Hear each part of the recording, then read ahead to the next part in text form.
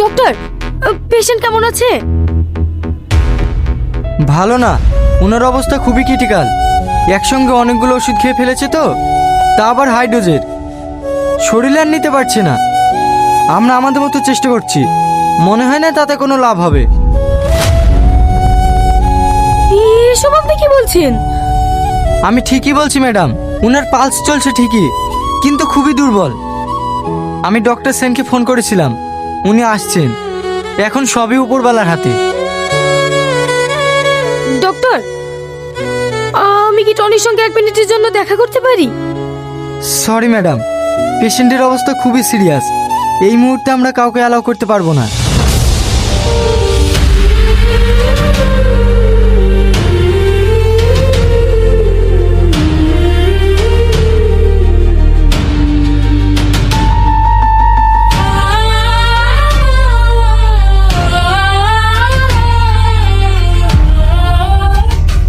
Madam, হ্যাঁ বলো।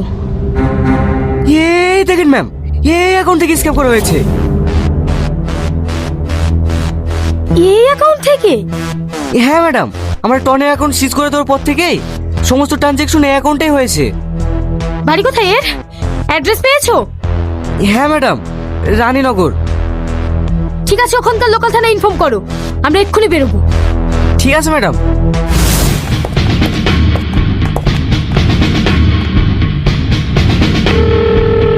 Hello,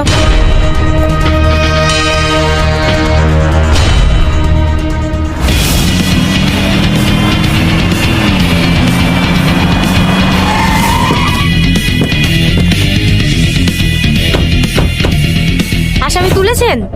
না ম্যাডাম, বাড়িতে গেছিলাম, বাড়িতে নেই। ওনার স্ত্রী বললেন এই মাঠে ছাগল চড়াতে এসছে। কি? ছাগল চড়াতে?